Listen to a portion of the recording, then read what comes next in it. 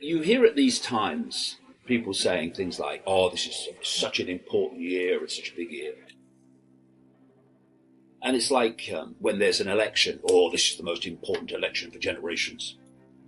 And this election is the most important. The most important. This is the most important. The most important. The most important. Most important. Most important. The most important. This is the most important election in the history of our country.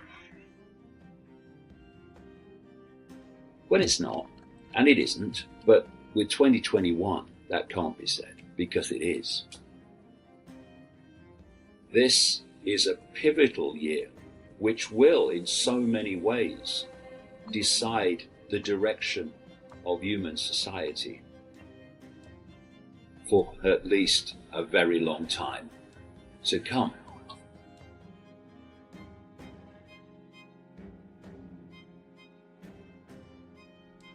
I presented a video in the 1990s about my research and work at that time, pointing out that the plan was to create the very society that's been so fast emerging in 2020.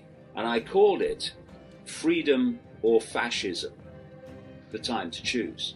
And all these years later, as we survey the incoming 2021, can anyone but the absolutely fast asleep question the fact that we are indeed facing that choice this year of freedom or fascism, and the fact that it is now big time, now, not tomorrow, not the middle of next week, now the time to choose which way we go. We're no longer at a point where we can think about it. We are looking fascism in the eye, and we need to look back and not blink. Of course, there are great numbers of the population who will just do what they're told and insist that everyone else does what they're told. So those of us who can see it and start to realize what we're facing, it's down to us to respond. It's our responsibility to respond. Seeing through the crap, seeing through the lies, the mendacity, is a gift. It's a gift of awareness. But with that gift comes responsibility to do something about what we are becoming in increasing numbers aware of. The world is nothing like we think it is. Not even close. And if we're going to do something about it, we need to face what it is and not convince ourselves it's something different because we don't really want to face it.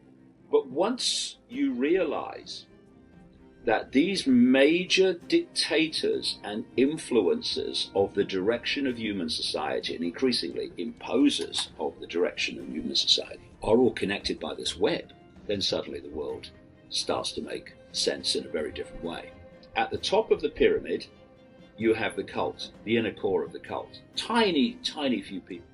And then as you come down to the bottom of the pyramid, you basically have the rest of humanity. And the rest of humanity in the Hunger Games society is dependent upon the cult for survival, and thus controlled by the cult. You do what we say or you don't survive. And in between the two, in the Hunger Games society, is planned, as I've been saying for all these years, not just a police state, but a police military state, a fusion of the two. And that is there to impose the will of the cult few upon the global population and to stop the global population rebelling against the cult few. Because once you control human perception, you control human behavior. It's that simple. Where does perception come from? It comes from information received. If you control information received, control the media, censor anyone else, you're going to get lots of people to have the perceptions that you want them to have by your control of the information they receive. And from perception comes what? Behavior. And collectively, behavior becomes human society. In the books over the years, every one of them basically, where I have exposed this agenda, I have also talked in detail about the nature of reality and the nature of the true I. And the true I is not your name, it's not your body, it's not your life story, it's not your race, it's not your religion, it's not your sexuality, these bloody labels. The true I is consciousness. You are a unique point of attention within an infinite stream of consciousness. That's the true I. And when this body gives out at the end of its cycle, sooner or later, that is what continues eternally, exploring infinity, infinite. Now, if you come from that self-identity, that I am consciousness, eternal, infinite consciousness, a point of awareness, then things that happen in human society take on a different perception. This expanded self-identity, I am all it is, has been, and ever can be, having a human experience, very briefly, gives you a completely different perspective on the world. If you do this, what you know to be right, and these are the consequences. All right? But I'm going to do it anyway. And if enough people do it, there are no consequences because there are too many people. This redefinition of self-identity is going to be vital in 2021. And it's happening in more and more people. Because if you perceive yourself to be, in terms of the true I, your labels, your life story, your race, your religion, your sexuality, then you see yourself, by definition, in limited terms. You are identifying yourself with your experiences, because that's what those labels are. They are experiences for the true I, a state of awareness, an eternal, infinite state of awareness. But if you get caught, and this is what society is always trying to do, they want to pull you in to self-identifying with your labels, limitation, I can't, it's not possible. And for those that buy a religion, then you're just a pawn of a god. And you must do what God says. Well, how do I know what God says? I'll tell you, says the man, another man in fancy dress.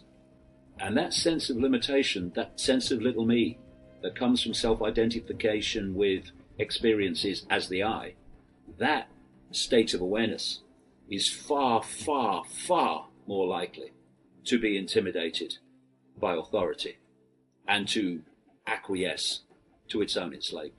So I would say, look at the big picture. Look at the long game. When you do what you know to be right, you may have challenges in the short term, but events move in the kaleidoscope and it all works out in the end. Do what you know to be right. Have the courage to do that. And yes, there'll be challenges in a world that's insane, but it kind of works out in the end. Not despite doing what you know to be right, but because of it. I mean, look at my life. I did long ago what I knew to be right and got enormous ridicule for it and abuse, ongoing daily. But now, 30 years later, more and more people are looking at what I'm putting out because events have moved my way in terms of what I said would happen is happening. Well, I have come back. Of course, I never went away. They only thought I did. Why? Because you keep doing what you know to be right. Feedback loop. And consequences you thought you would have either don't manifest or become a stepping stone to something greater. If people don't have this transformation of self-identity, then 2021 and beyond is going to be very challenging and very frightening and very intimidating.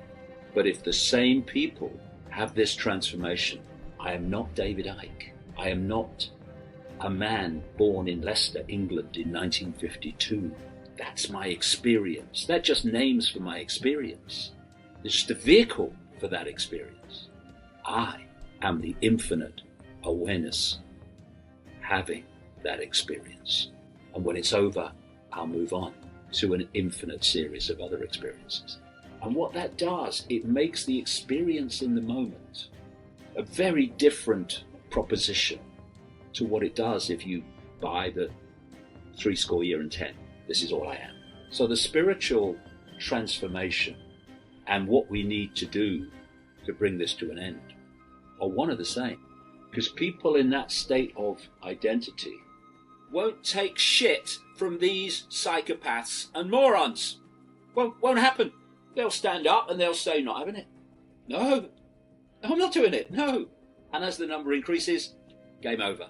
If you just sit there and take it and hope that it will come to an end, it's not meant to come to an end. So do we stand up now and draw the line and roll it back? Or do we just sit and complain and say, it'll be over eventually? No, you'll be over eventually. 2021 is the year that we find out which people want freedom, really want freedom, and which people just talk about it, platitude about it. Because freedom has to be lived. You can't be free just talking about it. You have to live it. And that is what is so necessary in 2021. We live freedom. We want freedom? Okay. We live freedom. And we cease to cooperate with anything that seeks to take it away. And there are billions of us, and there's a relative handful of them. The mathematics alone show where the answer lies. What we do in this regard, in this 2021, will indeed decide where humanity goes from here. Because if this cult gets all that it wants in 2021, if people think we've been living fascism in 2020, they ain't seen nothing yet. Come on, people. We're bigger than this. We're more numerous than that which controls us by vast amounts. No more acquiescence. Enough of it. 2021 can be the year that fascism completely took over. Or it can be the year when freedom expressed itself. And it can go down in history as the time the tide turned.